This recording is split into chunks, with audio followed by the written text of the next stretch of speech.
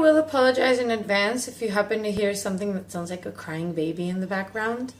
I'm in Australia, and apparently in Australia there's these birds, I don't know which one it is, that makes crying baby sounds. It sounds like a crying baby, and it's awful.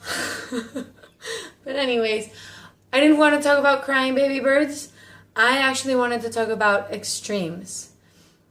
I thank God that when I was 60 kilos bigger than I am now and was trying to lose weight and trying to get information and trying to sort of help myself, I thank God that the internet wasn't such a factor in my life, and that there wasn't as much information, or maybe there was and I was just unaware of it, because it's overwhelming, guys. It's really overwhelming. I mean, there's so much information out there and so many things and so many recommendations and so much stuff. You know, you have to go organic, and did you mind your macros, and how about the GMOs, and how about the carbs, and did you get enough minerals, and do you have enough magnesium in your diet, and how about the potassium, and how about going vegan, and it's just, and clean eating, and it's just so much stuff out there that it can be intimidating. You know, sometimes I imagine it to be like the bully, you know, like coming down on you, telling you like, are you doing this correctly? Do you really need to eat that? Do you think that's really going to be good for you? It's not about that at all. At all. If you want to make an actual substantial change, something that you can manage and live with the rest of your life and live happily and be able to enjoy your food and eat delicious stuff and not have to think, oh my God, I'm never going to be able to have a donut again. And just ignore that stuff altogether unless there's something out there that really calls to you and you can work with and is good for you.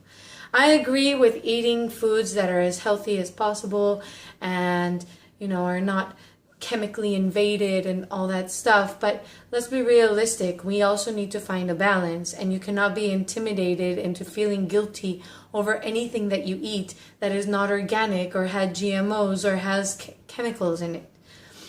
So it's all about that. You know, in my case, I'm not gonna lie, there are times when I want a snack and I'll sit down and I'll have like some peanut butter and some blueberries, and I will get a lot of pleasure from thinking, ooh, this peanut butter has protein and ooh, these blueberries have antioxidants. This is totally gonna help me not look too old eventually. Of course, I get pleasure in that. It's nice to know that the stuff you're eating is good for you, and it's good to eat stuff that is good for you. But at the same time, I can go out there and I can have that huge donut I saw in Manly Beach that I've been dying to get for a while and eat it and enjoy it and feel proud that I don't feel guilty at all about having it. I enjoy it the entire time, and the next day I can get back on track, or later on, or whatever.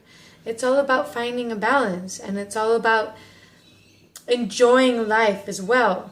So while I do think it's important, you know, to try to eat organic if you can, try to avoid GMOs.